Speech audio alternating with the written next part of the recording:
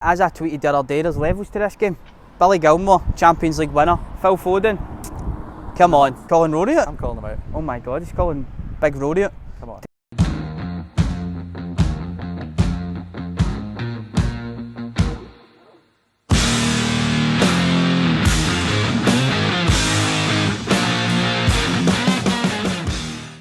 What's happening, people? Welcome back to a new video here on the Talk Scottish Football channel. I'm introing the day. You need to sort your own one out, don't you? You need to, man. But you just did what's happening to people instead of what's happening to troops, so even you're Oh varying my it God, a little bit. I'm varying it a bit. As long as it's got what's happening in it, that's fine. Aye, what's happening, Scottish podcast people? Plenty. Listen, we're going to be quite honest with you. This is the second time I'm recording this. The audio fucked us again, Davey. 2 weeks in a row. 2 weeks in a row. And there's only one man to blame this time. Me. Yep. Listen, Skate technical to blame things happen. They did. They do indeed. But listen, we're here. There's a lot of work going on behind us. You might hear some sounds, forklifts and all that driving past. There was helicopters in the last recording. Listen, we might just throw some of them in. There's a wee bit of freaking wind there at the top of it, but there was some dimes in there. But let's get stuck into it then, David. There's some stuff happening here today. Seagulls. That's not a seagull. How are you feeling for the Euros, upcoming Euros, excited, mate? 2 weeks. Well, as the time of recording, 2 weeks. 2 weeks till the first game at Hampden, Scotland, Czech Republic, Monday the 14th of June. It's busy. It's this afternoon. It's actually been down here today. It's kind of getting me in the mood even more. Seeing people running about. Here comes a forklift. There's forklifts everywhere. And yeah, it's mental because we've not even thought about the fact there's going to be 12,000 spectators at Hampden. We've talked all about the games, what it means being at the Euros, but the fact that there's going to be 12,000 Scotland fans here cheering the boys on. Listen, see that could be a game changer as well, because there's going to be 12,000 Scotland fans, as you say, and they're all going to be in favour of the Scottish boys. Absolutely. That could really spur on a lot of your players and give them the motivation that they need when the going gets tough, because let's not beat around the bush. They'll be coming up against some quality players. We've played Czech Republic before. They absolutely battered us, but we beat them. What was that? Croatia? Yeah. Modric, freaking Kovacic. Yeah, there will be periods of every some game good players where we're under the pressure a little bit. We'll need. And sometimes when you've got the fans waggy, that can spur you on and help you. About empty crowds, it's been so difficult for teams to find that extra gear when things haven't been going well in a flat stadium, you know. And luckily against Serbia and against Israel in the playoff games, we managed it. But you know, the idea now that maybe 7 minutes on the clock, even if you're protecting a lead, just that extra wee half yard, it's going to give you the adrenaline rush. It's going to be brilliant. The Euros is also fast approaching, about 2 weeks to the day of this recording. Yes, until the first game. But we've also got a couple of qualifiers. Friendlies. I said friendlies in the first recording. We're playing the Netherlands and we are also playing Luxembourg. Yep. I think it's a perfect balance, isn't it? Yep. You've got the Netherlands who will go into the Euros and they'll do really well. They've got some star players, some big players. Maybe you go with a stronger team in that. Something that could maybe happen going into the actual games. Something along those lines. But then in the Luxembourg game, you could maybe change it up a wee bit. There's been a lot of talk of, will he play the 3 at the back or will he play the 4 at the back? So potentially in this Luxembourg game, he changes the shape, he sees what's working best for him, he gives guys like Gilmore, Turnbull, Nathan Patterson and such a chance to go out and prove themselves, show what they can do, because they're uncapped at this point. Ryan Fraser and James Forrest as well, who are fitness concerns. They've not played a lot of football, but 2 guys who can be very big players for us, you know, especially off the bench. But yeah, you're right, I think the Netherlands game is very much England light, isn't it? You know, that's going to be the prep for the England game. Certainly in terms of like formation and you know, personnel, it'll be as close to the starting 11 that we'll play against England, I would have thought. What I also want to ask you, spice it up a wee bit, this wasn't in the last recording, who's Scotland's top man? John McGinn. You think so? Yes. Yeah. He's a talisman. He's this generation's James McFadden. Said it numerous times again. There's no coincidence that he's the man that comes up with the big goals in the big games. The thing about John McGinn that I love is he's so difficult to play against, because he's not very pleasing on the eye half the time, but he's just so powerful, mate. He just gets that big bunda and see if he could, like, and he shoves into people. The combination of a crowd at Hampden and John McGinn picking the ball up and taking us 20-30 yards up the park is just going to be brilliant. I mean, he will drive the team on, he sets the tempo, and you know, if there's going to be a 1-goal win in a game, you would look around that squad and you would bank on him, because he's been the man to do it so many times before. In the last qualifiers there, Tierney was outstanding, wasn't he? But the guy that I want to highlight as well, that I think is really grown and has this season especially, Scott McTominay. Yeah, he's a wee bit of an injury doubt at the moment for potentially the Netherlands game, for picking up a knot in the Europa League game, but he is a guy, he was unreal, he was our best player. In the park. And look at the players that were on there, he was our best player by a country mile. I love his tenacity, he's passionate to win, and we've seen that in a Scotland jersey as well.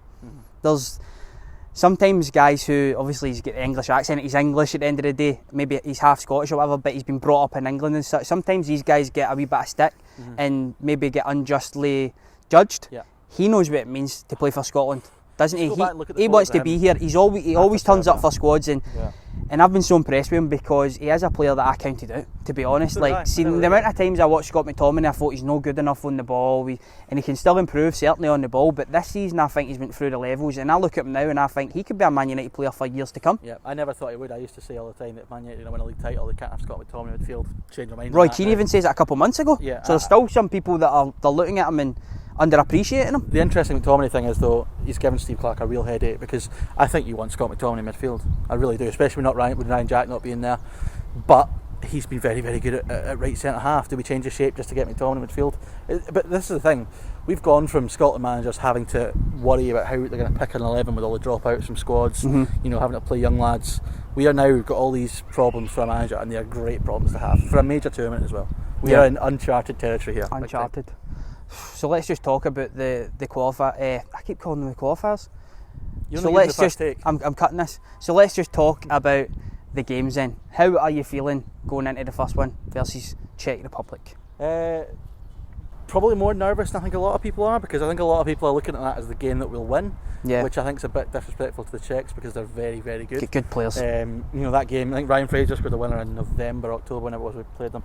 But I mean, they battered us that night. Really, they were really unlucky not to get the win. But the fact that we've done it before here will give the boys confidence. And it's a little bit easy maybe at home to be under pressure, not have much of the ball when you've not got a crowd there. But with the crowd pushing the team on. And what I will say, this tournament, you're going to see a Scotland team that will probably want it more than anyone else will, because it means so much to us. It means so much to the squad, to the country. And you're in home soil. If I was the Czech Republic, I'd be worrying about this game, because they will be expected to win this game as well if they'd have any chance of going through, and it is not an easy game for them. But I still think we'll win it. I just think it'll be. I'd like to hope so, because it is so important, and if you're looking at the teams that we're up against, Czech Republic is the weakest out of them, and that's the team that we need to go and take points off of if we want to progress into the last 16. So it is such a huge game, that first one. With 4 points. Yeah, absolutely. With the best third place teams getting through. You leave yourself. Like Northern Ireland did that, didn't they, in the last Euros? Or a point at Wembley or here against Croatia. You leave yourself with the best possible chance. And also, I've said so many times, this tournament for me, I just want a moment.